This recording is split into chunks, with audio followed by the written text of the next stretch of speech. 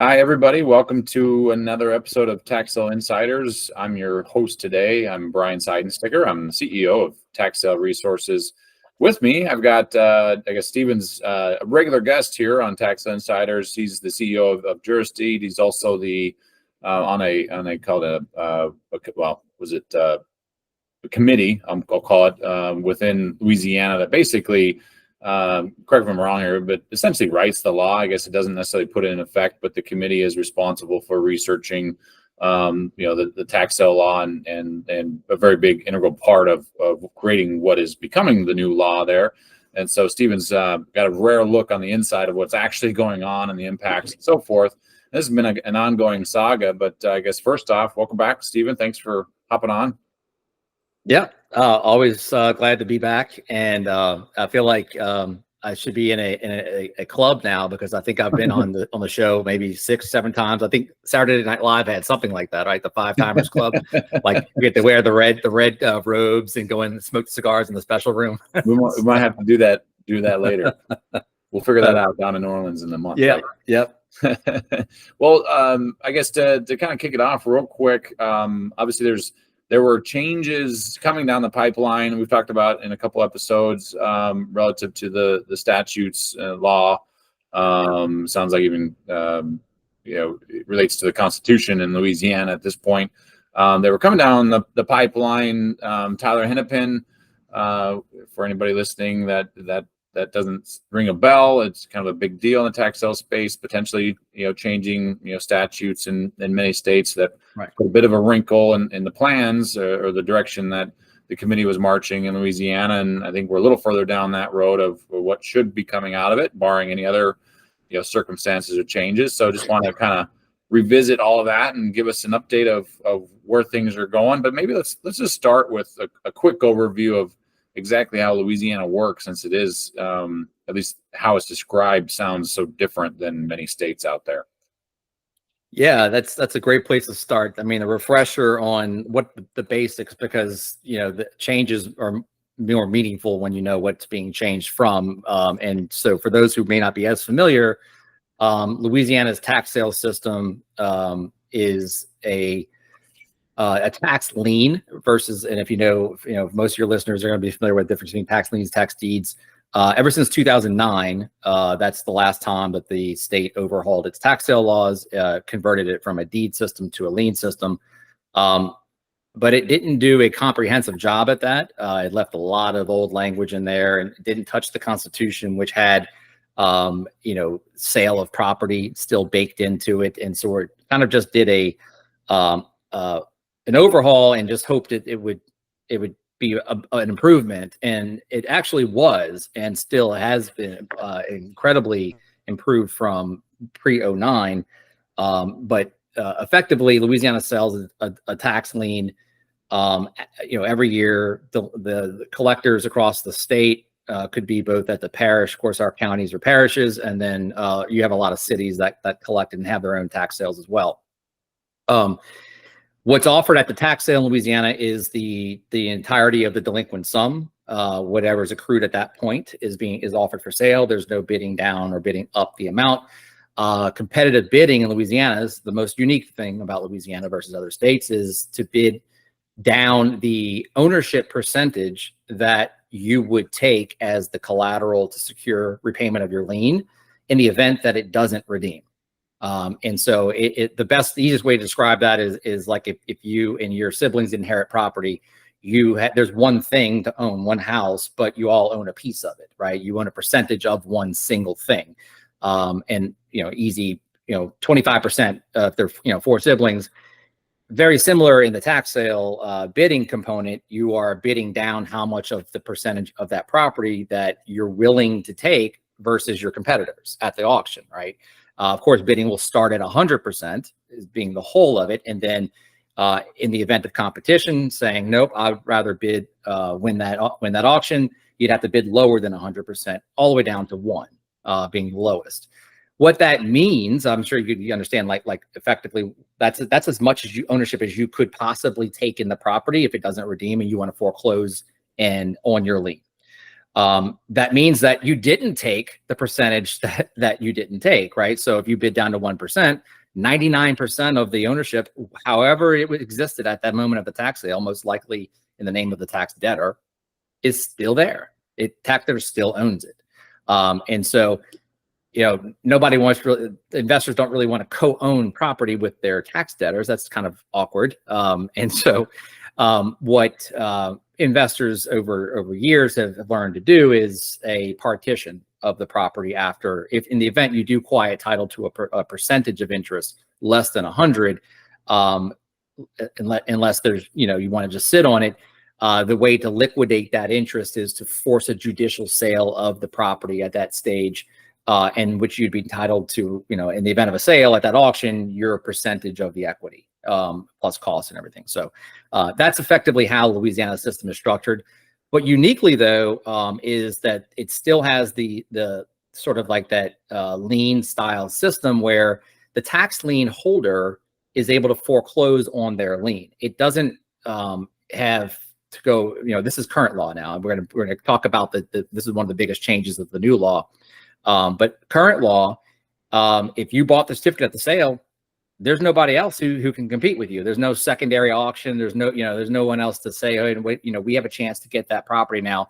If you want to foreclose on your lien, it's yours, right? Whatever percentage you may have gotten at the auction. So, their investors obviously like that component of it because there's no need to, in the event they want the REO, want to foreclose, there's no one else, other chance they might lose it, right?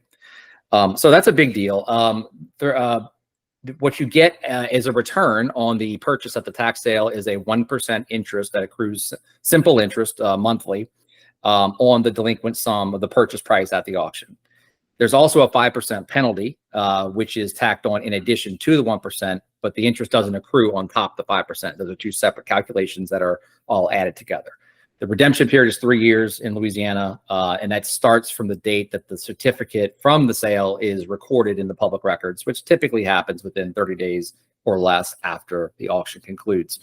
The certificate name goes into the purchaser's name, and one of the inefficiencies of the current law that is being changed currently, the assessors then put the tax lien purchaser in the position of the owner of the property, which is, of course, an old school, like a holdover habit, if you will, from pre-09 days where, in fact, they were selling the property. So a lot of tax lien investors in Louisiana get lots of code enforcement notices and angry calls from neighbors if the grass is too high, saying, why won't you cut your grass and everything? So there's a lot of that. But anyway, that's just sort of one of the things that's, I want to point that out now because that's one of the things that's going to be changed. So anytime during that 3-year period, redemption can occur. It happens directly with the government, the tax collector. There's no negotiating. There's no, fighting it. If they want to redeem, they pay what's due with the accrued interest and the penalty. The collector processes the redemption and mails the investor the check. That's it. Done. If it's after 3 years, it's the exact opposite. If who's involved. The governing authority is completely out of it, won't talk to you, will say, go talk to the purchaser, go talk to the investor. The investor has the option at that point, again, we're still under current law, by the way, has the option to deal with the person who's calling asking for a payoff or tell them, no, not interested. It's completely their discretion of whether to deal or whether to, proceed forward, sit on it, do whatever you want with it. It's completely heritable, assignable, the tax lien. So, a lot of times secondary market trades happen where an initial investor didn't get it redeemed. They don't want the REO. They hand it off to somebody else. That's kind of the nutshell. Now, the foreclosure side of it is a judicial suit to quiet tax title. That's what it's called. The thing that you get at the auction currently is called tax title because that's incredibly confusing. So why not call it something like that? But you're effectively, it's like filing any other normal ordinary lawsuit where you're asking for the court to say everything that was done by the governing authority, everything that I've done is according to law. The 3 years have passed. It hasn't paid all the standard stuff, everything lines up. You do have to get service of process on each defendant whose rights you want to terminate by that quiet title suit. So even though there may have been notice in the redemption period or part of that, this is different. This is the actual service of the action that will legally terminate their rights. And so you got to go through the litigation to get that done. And once at the end of the day, if you've proven your case, you should be awarded the judgment of quiet title. The partition element works the same way. You still have to get a judgment saying that you are now the owner of that percentage of the ownership before you can go to the auction and ask for it to be liquidated. That ownership piece has to happen first.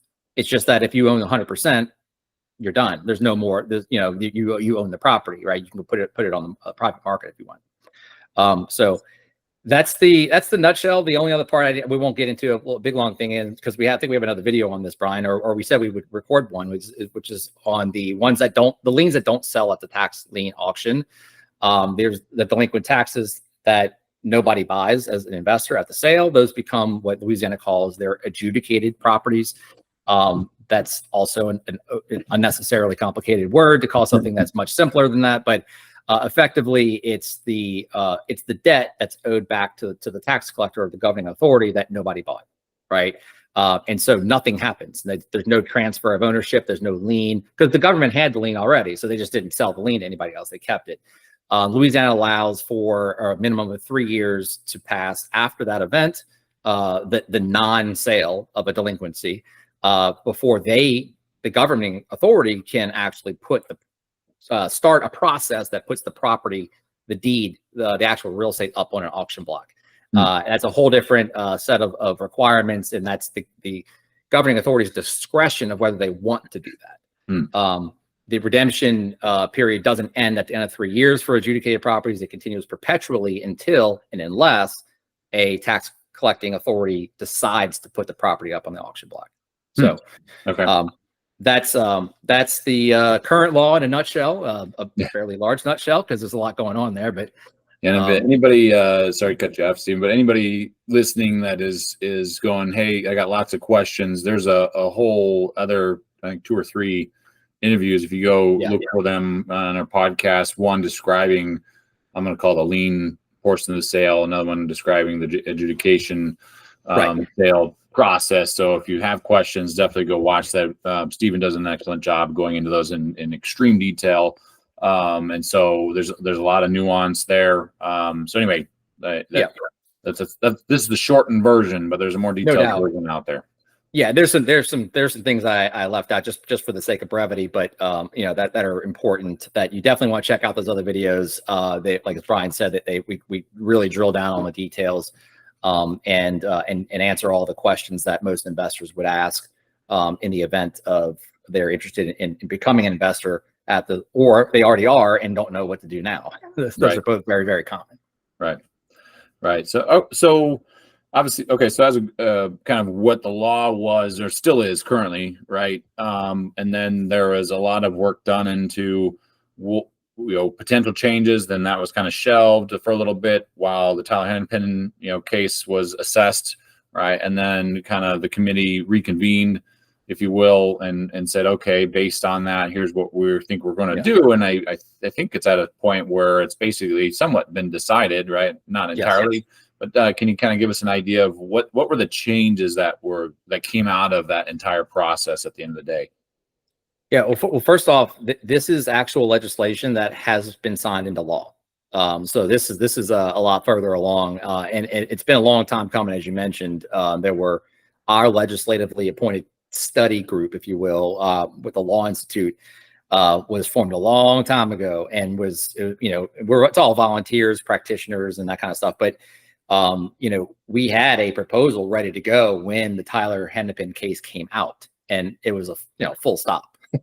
Let's go back and it's a good thing we did, because there were numerous components of it that would have been problematic had we kept it and not changed it in light of that case. So, but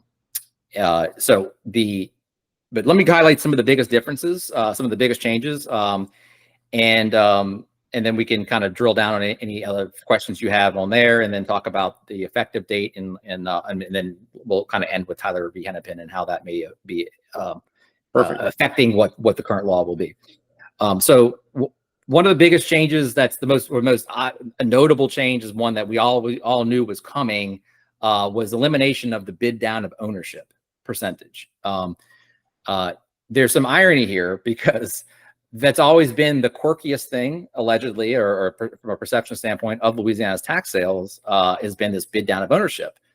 And post Tyler v. Hennepin case, it turns out it might have been one of the fairest systems to be in compliance with Tyler v. Hennepin. But there are other ways to get around it, and that was still agreed that that was not the ideal way to continue moving forward because it created all kind of title problems and made the assessor's head spin on the, we still don't know why, but anyway. The change of what it will be now, this is how competitors at the tax lien auction in Louisiana will be competing with each other. It will be bidding down the interest rate that is applicable to the tax lien purchase. So whereas before that wasn't touched, right? It was 1% and a 5% penalty on the amount that was delinquent. Now the amount delinquent starts at 1%, which is the same interest rate that it's been all along, 1% per month. And the biddable component is 1/10 of 1% down to 0.7. So the competitive bid process allows for competition to bid it down to 0.7%. And when it reaches that, it's the same thing as if it had gone down to 1% ownership under the current law. Auction's over, can't go any lower, you win. All right. So the first to get to 0.7, it's kind of like quarter point in Florida, you're done. Right. And that becomes the interest rate that gets calculated for your redemption. The 5% penalty does not change. You still get a 5% penalty. And again, those two things don't compound, so that they're added together, aggregated separately. But there's no division of ownership. That's gone. So it's 100% for everybody. No more partial interest. That's big change. Yeah, big change for sure. And of course, investors are going to need to shift their strategies, right? This is like how you compete at the Louisiana tax sale is going to be, wildly different than it was under prior law. So just for that one thing alone, an interesting, from an investor standpoint, an interesting other change relative to the interest rate and penalty is subsequent taxes. So under current law, there is not a lot of incentive to buy subs other than unless you really, really want the REO and you just want to start maybe, creating a little bit additional interest return, it's going to start accumulating from the day you buy it. And in fact, a lot of investors have a strategy of just letting the subs go to the subsequent tax sale and just being the best bidder again to try to get that next year's tax sale. I mean, the subsequent tax sale would give you that 5% bump. Mm-hmm. So that doesn't benefit Louisiana though, right? That benefits the tax lien investor, but that's how the law was set up. So what they correctly spotted, and this was one of our recommendations from the Law Institute, is, hey, give them the 5% if they pay the delinquent taxes. Right. Granted, there's a period when it's not delinquent yet, right? The subsequent taxes are timely, so it doesn't apply then. But the day it becomes delinquent, way before a tax sale would have occurred, give them the incentive to pay it that day, right? Mm. So you're going to buy a tax sale. Now you're guaranteed to get it. You don't have to roll the dice at the auction, and you're going to get the same exact return. So what is every investor going to do that's willing to pay subs now? They're going to buy it on day one, and the cost of having that money, of course, that benefits the parishes and the government, the tax collectors. So that's part of the new law. So that actually, but it also means it's easier to get that increase of ROI on your tax lien because you're going to buy subs, and get that return. The 3-year redemption period has not changed; it's still 3 years. The difference is that it could be a lot longer than 3 years. And I'll tell you what I mean by that. Under current law, you have to send, it's optional, to send a post-tax sale redemption period notice. It's highly recommended, and that's one of the things that JurisDeed, my company, helps investors to accomplish successfully, and to scale that with larger investments. But what you're capable of doing today is during the redemption period, you can send a statutory notice. It's a form that's in the books to all of the what they call tax sale parties, which means it's basically everyone who has a recorded interest in the property, mortgagees, lien holders, the owners, and everybody, right? This is not like the earlier notice before the tax sale where they're just sending it out to the tax debtor and maybe anyone else who asked to be notified, right? This is the full suite of people. So there are a few reasons for this. We obviously want to encourage redemptions from a public policy standpoint. We don't want foreclosures if we can avoid it. And if you're going to have, eventually, if it doesn't redeem, you're going to have to go to a court proceeding. They're going to be looking back at this and saying, were they properly notified, right, before they were terminating their rights? And so, it all plays into a fairness system. But it also, in the event that you're looking for redemptions, it's a really effective way to increase your redemptions and reduce your leftover REO by shaking the trees, but not blindly. And that's another shameless plug for JurisDeed, is we don't just send out to anybody that we see in the public records. We use intelligence behind where those letters are going, and so it's most effective. And we've seen a 30% increase in redemptions across all of our clients when using us versus using older methods of just abstracting and looking at the assessor's roll. So anyway, the change now is that you have to send that notice between 18 months and 36 months after the tax sale is concluded. Which is approximately the same time frame now, except it's a little bit, there's some nuances that again you can pick up on in the other videos. But the way it is today is the redemption period can't end until potentially like 6 months after you've sent that letter. So it could continue on for much longer past 3 years because you just haven't sent the letter yet, right? And it won't stop until I'll get into one other nuance, but where it will be pulled from, the plug will be pulled from you by a statute of limitations that's new. But theoretically, it will keep going on until you send that letter. Then 6 months after that, that's when you can start to foreclose. So if you wanted to go as fast as possible, if you're the investor and you want to make sure you can jump on that foreclosure train as soon as possible, you would send your letters on the 180th day at the 18-month mark of the halfway mark of the 3-year redemption period, because that's the earliest you're allowed to send it. But you'd be within the 3-year time period, right? And so you wouldn't have to wait until after 3 years. You'd be able to file your foreclosure action immediately after the 3 years expires. So that's the plus we want to, again, it helps encourage redemptions earlier on than later at the late stage. I dropped a kind of a hint of a bombshell, but like as far as the statute of limitations, currently there is none. There is a tax lien is goes on forever. So you can buy one back in 1890 and it can still be good. Still good, yeah. Just dust it off and and go for it. It now has a 7-year shelf life, and that 7 years starts from the time that the tax sale occurred. The first 3 of which you can't do anything about it anyway, right? So really, you have 4 years to enforce your lien from the first day possible that you could enforce it, right? You have 4 years after the 3 years expires of the redemption period of the minimum redemption period to then file your action to foreclose on the lien. And does that mean you have to do your notice no later than 6.5 years after, right, to give that 6 month space, or do you have till 7 years to send that notice? While that might be technically correct, we would highly recommend you don't wait to that. Yeah.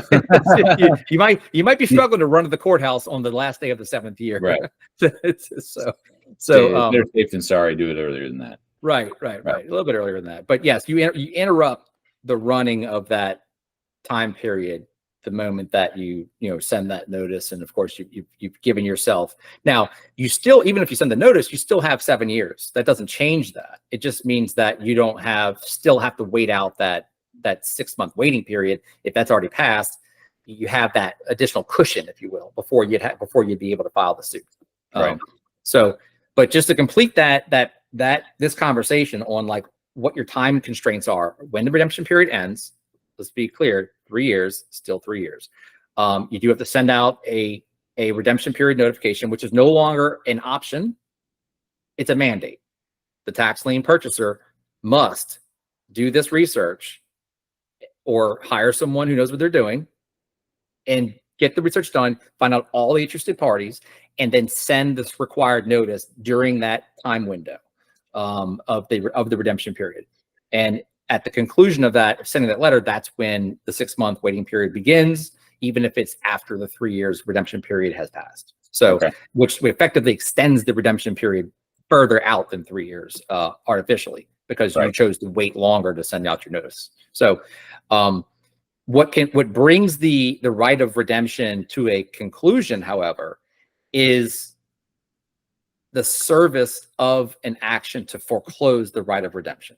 This is hugely, this is one of the biggest changes in all. So currently, let me back up a half step. The judicial action to quiet tax title is the way it is now, right? And it's exclusive to the lien holder, the certificate buyer, after the redemption period. Now, Louisiana's this is switching really close to the Florida model. This is basically taking your lien during the eligible time period. So we're past 3 years. You've already sent 6 months post. You're sending in your redemption notifications. You can petition the court to foreclose the right of redemption, and you are a mortgage holder at that point. You're a secured lien holder. You're no different. You don't have any primary rights to that property, to the ownership of the property. You're going to force a judicial auction. You first have to get a judgment, which is an expedited proceeding, kind of like a mortgage foreclosure. You're going to get a judgment saying, this is how much I'm owed as the investor. Here are all my costs. And I'll come back to that in a minute, because that's a bit of good news here. As far as like what you can recover is now a lot more investor friendly than it used to be. And once you have that action filed, of course, you have to serve now all judicial service process on all of the interested parties whose interest you want to terminate by this action. Most importantly, of course, is the owners. It's 30 days after the last defendant is served, when is the last day that the tax debtor can come in and pay whatever's owed, which is called the termination price now. It's no longer a redemption price because we're outside the redemption period, but it's very similar to like if you were in a mortgage foreclosure situation and pre-auction, like the day before the auction, the mortgage debtor walks in with a full payoff and a certified check. That auction's done. It's over. It's not going forward, right? It's very similar to that. So what they're saying is, and there's a lot of negotiating in the legislature about this, because the investors were like, hold on. You're saying that they're gonna allow redemptions up to the day that where the gavel's like getting ready to like award the property to somebody? Like, that's crazy. You know, like how the volatility of that, we can't plan for that and all this stuff. And so they pulled that back a little bit and said, okay, we'll say 30 days after service is complete of the petition. And that way there's a hard line. The good news here, and this is where I come about how much you can collect, is you can now recover your costs that you incurred up to $500 during the redemption period. So now the trade-off here is they've made it a mandate that you send that notification, but now they're saying you can get it back up to $500. Now that $500 you can actually get back in the redemption payment, even in the redemption period. You just have to file your affidavit of costs with the collector. Currently, those are sunk costs. You're not getting anything you spend in the redemption period right now. There's no provision in law to get that back. And until the redemption period ends currently, where the power shifts to the investor to decide if they want to sell it back to the tax debtor, that's when they finally have the power to recoup that. They can say, yeah, I will if you pay me back my cost, right? So that's how it's recovered today. New law, you have to send the letters, but you absolutely will get reimbursed as long as you file your affidavit of cost. So that cost carries forward until, even if it doesn't redeem and becomes part of the collectible at the foreclosure auction. Also, though, all of your legal cost, your litigation costs. So now you got your filing fees. Now you got additional stuff, your enforcement fees, right? And attorney's fees, which is huge, because that's usually always the biggest expense of all. Is and they put a cap of $2,500, which is low, but through negotiations of our committee, we had them say, or for good cause shown. And that last little bit is what most savvy investors will, of course, be filing with each request of reimbursement, or for the writ amount, will, because most likely a lot of cases will be over $2,500 of attorney's fees. And so, it might just get into a habit of winning. You win some, you lose some, but you'll be getting to recover a lot more because that provision, you would be guaranteed not to get over 2,500 if we hadn't done that. But now you have a good chance of getting over that, especially some cases just naturally become more complicated and require more attorney's fees. So all of that, plus interest never stops accruing. And so since the time you bought it, all the way up until the time that you file your affidavit of reimbursement or affidavit of cost, whichever, I forgot what the name they gave is, but this is effectively the last stage before the auction occurs to award a bidder ownership of the property, right, of the underlying property, is the tax lien investor is going to calculate all the things up, right? You got the tax lien purchase, you got the interest rate, you got the penalty, you got whatever interest rate you bid at, subsequent taxes, the subsequent tax penalty and interest rate, all your redemption period costs. Now you got your legal judicial costs and your attorney's fees and everything that accrued all the way up to that moment, and said, here's the amount. That's what I'm owed, right? And that's just like a traditional mortgage foreclosure auction where that's the opening bid. That's the amount that's guaranteed to be paid to you. Of course, the sheriff's fees are going to come on top of that. So you're guaranteed to get that amount if someone bids it, right? That's how it's going to roll from now on. So that's all going to culminate in a tax deed sale. So there's going to be two different types of deed sales in Louisiana: the judicial sales, or adjudicated sales, which have always kind of culminated in the deed sale. But then every lien, is going to culminate, like you said, just like Florida, will culminate in a tax deed auction at the end of the day as well. As far as implementation of these statutes, is like, when does that become effective? Is it going to be retroactive to anything that is midstream, or is there a clean, this doesn't apply to anything that hasn't been sold prior to today? Like, how's the implementation going to work, Stephen? Yeah, great question, and not a footnote by any stretch. Is the effective date of the new law will not be until 2026. Now, is that on liens sold in 26 or correct. Anything? Right. Okay. Correct. So everything that is in circulation and every lien that sells through 2025 will be subject to current law, pre-change. Okay.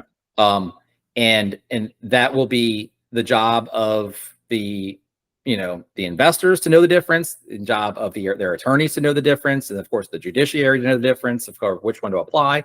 Radically different procedures, what's owed to you, what's not owed to you, what you have to do.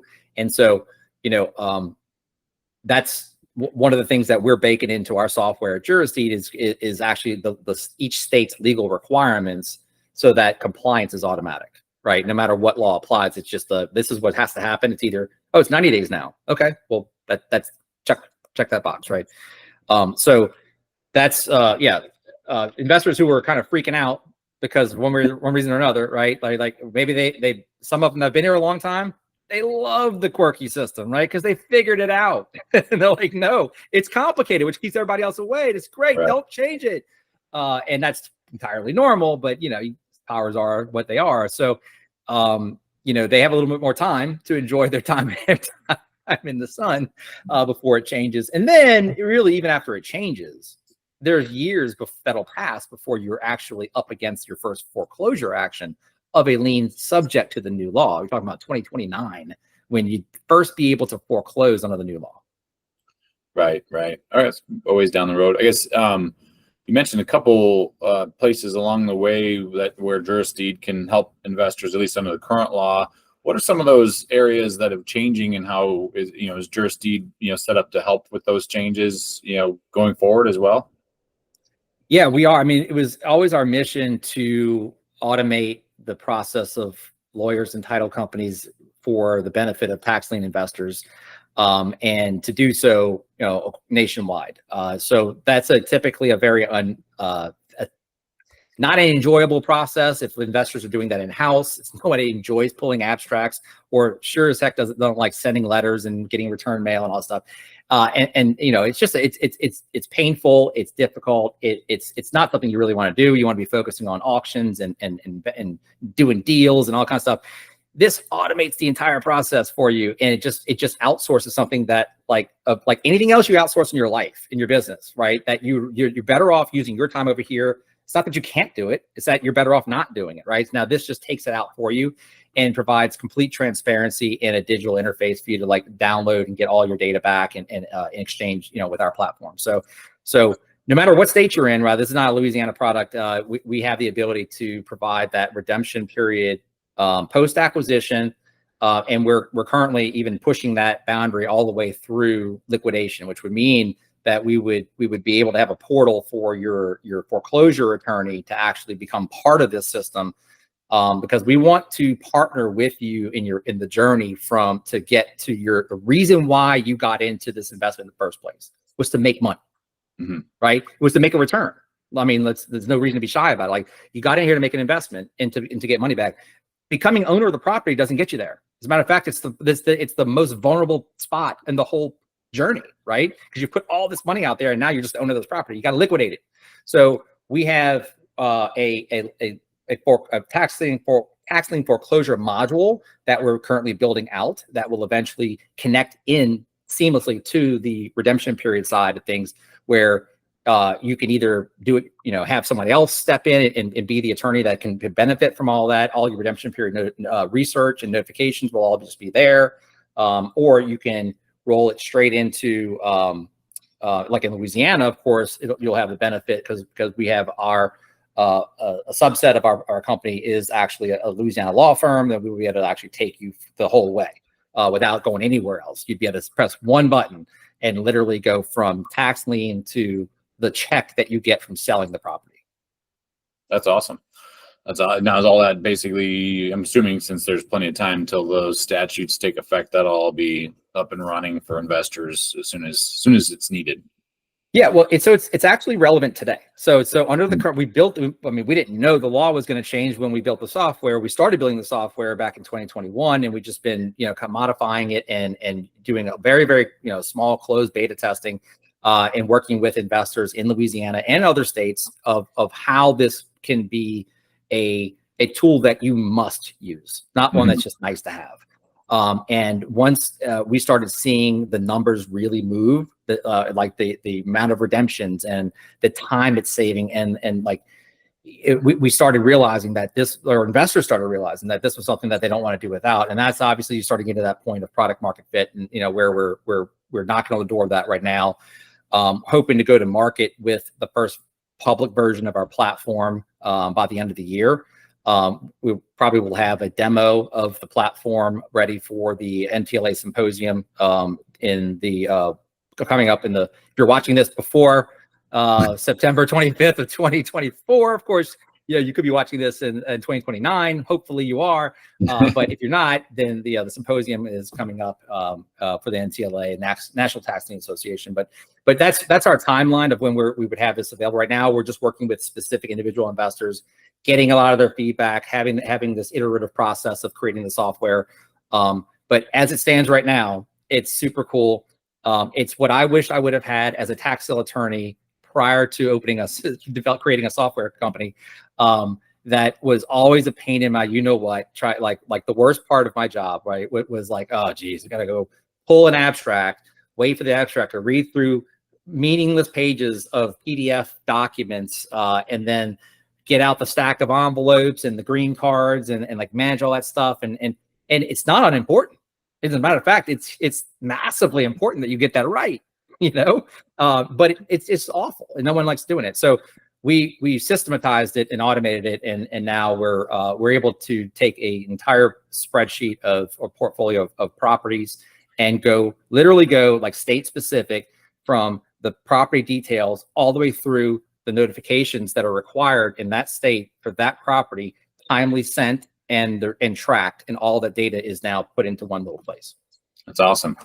That's awesome. Well, Stephen, I know you're going to talk about this again in a few weeks, and I'm we'll see if anything evolves over the next couple of years as this makes its way into being actually implemented.